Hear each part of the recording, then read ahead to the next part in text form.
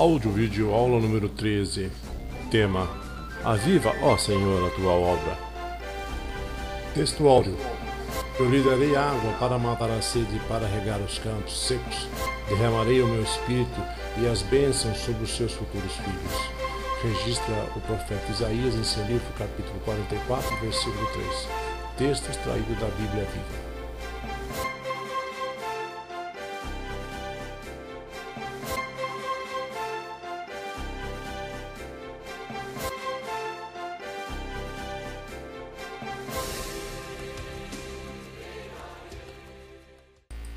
O que é avivamento? No dicionário Aurélio, avivamento é definido como ato ou efeito de avivar, tornar mais vivo, mais nítido, cobrar ânimo, ficar intenso. Porém, avivar não significa apenas isso. Seu alcance é muito mais profundo. Está intimamente ligado ao ato de purificação, corrigir e livrar-se do mal. Esta é uma consequência natural toda vez em que Deus aviva. Na história de cada avivamento, dentro ou fora da Bíblia, vemos que Deus purifica, livra do mal e do pecado, tira a escória e as coisas que estavam impedindo o progresso da causa do reino de Deus.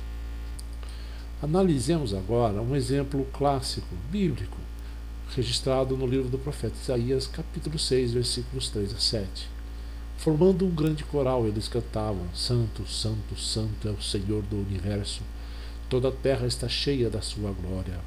Era tão tremendo esse coral que chegou a sacudir o templo até os alicerces. De repente, todo o templo ficou cheio de fumaça. Então eu pensei em voz alta: chegou a minha hora. Vou morrer porque sou um pecador. Cada vez que abro a boca, eu peco. E isso acontece com todo o meu povo. Agora eu vi o Rei, o Senhor do Universo. Foi aí que um dos serafins veio voando para perto de mim. Ele havia tirado uma brasa do altar, e com ela tocou a minha boca. Depois me disse: de agora em diante você é considerado inocente, porque esta brasa tocou os seus lábios. Os seus pecados foram perdoados. Isaías registra esta experiência em seu livro, capítulo 6, versículos 3 a 7, texto retirado da Bíblia Viva. O ponto mais marcante desta experiência foi a convicção profunda que Isaías teve do seu próprio pecado e que era pecador, o quebrantamento que leva ao verdadeiro arrependimento. Antes de falarmos sobre avivamento bíblico, propriamente dito, acreditamos ser de grande ajuda uma abordagem, mesmo que rápida, do que não é o padrão bíblico de avivamento. O reverendo Hernandes Dias Lopes, em seu livro Avivamento Urgente, apresenta 7 interessantes razões sobre o que não deve ser entendido como avivamento de verdade. Agradeço ao reverendo por suas importantes observações, das quais passo a transcrevê-las quase todas na íntegra. Avivamento não é um programa agendado pela igreja. Avivamento não é a ação da igreja, mas de Deus. Avivamento é obra soberana e livre do Espírito Santo. A igreja não promove e nem faz avivamento. A igreja não é agente de avivamento. A igreja não agenda e nem programa avivamento. A igreja só pode buscar o avivamento e preparar o caminho da sua chegada. A igreja não produz o vento do Espírito, ela só pode içar suas velas em direção a esse vento. A soberania de Deus, no entanto, não anula a responsabilidade humana.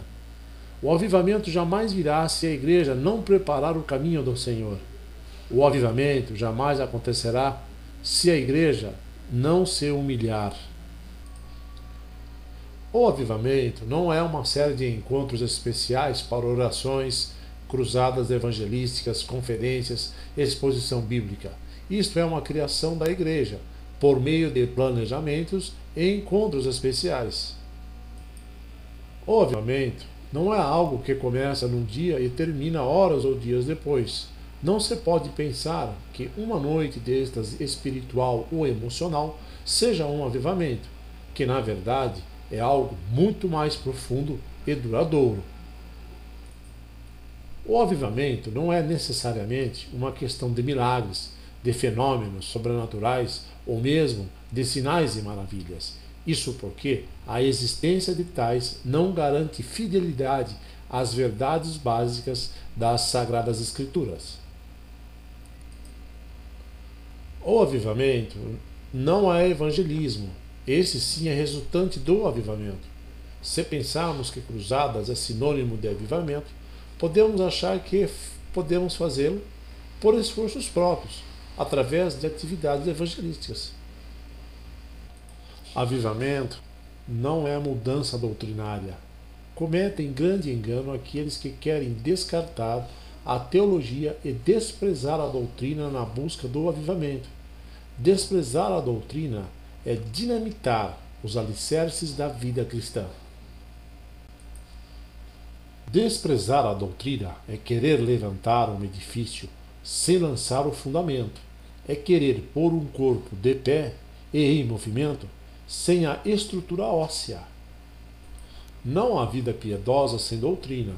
A doutrina é a base da ética. A teologia é a mãe da ética. Assim como o homem crê no coração, assim ele é. Como registra Salomão no livro de Provérbios, capítulo 23 e versículo 7. Avivamento não é mudança litúrgica. Muitos crentes confundem avivamento com forma de culto, com liturgia animada, com coreografia e instrumental imponente. Louvor não é encenação, não é gesto, não é emocionalismo. Não é apenas seguir formas pré-estabelecidas, como bater palmas, dizer aleluia, amém e levantar as mãos. Louvor não é pulação, gingos e dança. Louvor que apenas levanta as mãos para o alto, mas não as estende para o necessitado, não agrada ao Senhor. Louvor em que a pessoa apenas pula, mas não vive em santidade, é ofensa a Deus. Louvor que apenas verbaliza coisas bonitas para Deus, mas não leva a Deus a sério, é fogo estranho diante do Senhor. Louvor que não produz mudança de vida, quebrantamento, obediência e não leva as pessoas a confiarem em Deus, não é louvor, é barulho aos ouvidos de Deus. Amós registra em seu livro, capítulo 5, versículo 23, a seguinte advertência: acabem com esse barulho das suas canções. Eles são um barulho que incomoda meus ouvidos. Não ouvirei suas músicas, por mais belas que seja. Texto retirado da Bíblia Viva. Hoje estamos vivendo a época dos shows evangélicos, dos showmen, dos animadores de programas religiosos, do rock evangélico, das músicas badaladas por um ritmo sensual e contagiante. A música do mundo tem entrado nas igrejas, para a vergonha nossa e para a derrota nossa. O louvor que agrada a Deus precisa ser em espírito e em verdade. O louvor precisa ser bíblico, senão é fogo estranho. Muitas pessoas hoje estão limitando o avivamento a milagres, curas, exorcismos, sem observarem a abrangência global da doutrina pneumatológica, ou seja, do Espírito Santo. Este é um sério perigo, toda vez que superenfatizamos uma verdade em detrimento de outra, nós produzimos deformações e distorções nesta verdade. Deus pode e faz maravilhas, curas e prodígios extraordinários quando Ele quer. Ele é soberano, ninguém pode deter a sua mão, ninguém pode ser o conselheiro de Deus, ninguém pode instruir a Deus e dizer o que Ele pode e o que Ele não pode fazer. Entretanto, esta não é a ênfase do avivamento. A igreja hoje está correndo mais atrás de sinais do que atrás de santidade. A igreja hoje empolga-se com os milagres do que com a vida cheia do Espírito. A igreja hoje anseia mais as bênçãos de Deus do que o Deus das bênçãos. A igreja hoje busca mais uma vida centrada no próprio homem do que centrada em Deus. Avivamento não é efervescência carismática. Uma igreja pode ter todos os dons sem ser uma igreja avivada. O avivamento não é conhecido pelos dons do Espírito, mas pelo fruto do Espírito. Não podemos confundir avivamento com campanhas evangelísticas. Avivamento é para a igreja, pessoas que já têm vida. Evangelização é para o mundo, pessoas que estão mortas em delitos e pecados. Avivamento é para crentes nascidos de novo. Evangelização é para pecadores inconversos. Na evangelização, a igreja trabalha para Deus. No avivamento, Deus trabalha para a igreja. Na evangelização, a igreja vai aos pecadores. No avivamento, os pecadores correm para a igreja. Na evangelização, os pregadores apelam aos pecadores. No avivamento, os pecadores apelam aos pregadores. O avivamento restaura verdades, restaura aquilo que um dia cremos, nosso ensinamento ou doutrina, como você preferir, e vivemos nossa prática, mas que por alguma razão abandonamos ao total desapreço e desconsideração. Portanto, o avivamento é uma recuperação daquilo que está esquecido, obscurecido em algum canto da nossa vida espiritual.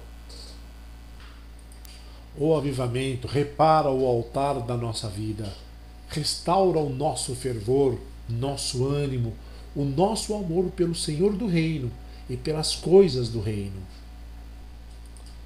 Avivamento é uma operação do Espírito de Deus entre o seu povo.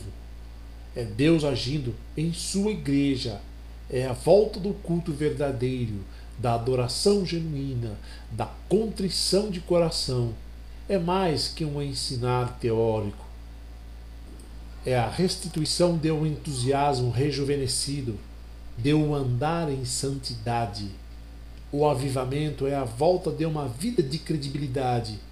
Isto é mais do que grandes concentrações, mais do que êxtase pentecostal, mais que uma experiência com o sobrenatural.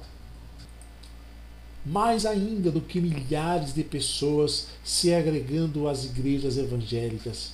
É mais que o testemunhar das mudanças sociais que ocorrem, novos apartamentos, novos carros, novos empregos e novas empresas. Avivamento é uma operação do Espírito de Deus entre o seu povo. É a prática de uma vida abundante em Cristo. É o povo de Deus pregando o que na vida já fazem. É esta vida que o avivamento pode restituir. Que Deus nos ajude a sairmos da vida morta e restaure em nós o seu altar, restituindo-nos um estilo de vida coerente com o caráter dele. Quando há esse impacto da obra do Espírito de Deus na vida da igreja, os resultados são imediatos do avivamento, são sentidos no povo de Deus. Senso inequívoco da presença de Deus, oração fervorosa e louvor sincero, convicção de pecado na vida das pessoas, desejo profundo de santidade de vida e aumento perceptível no desejo de pregação do Evangelho. Em outras palavras, a igreja amortecida e tristemente doente é a primeira a ser beneficiada pelo avivamento. Que Deus derrame do seu Espírito sobre nós, para que possamos, como igreja e povo brasileiros, experimentar mais uma vez daquele fogo abrasador que nos purifica, que nos santifica para uma vida cristã de obediência à sua palavra.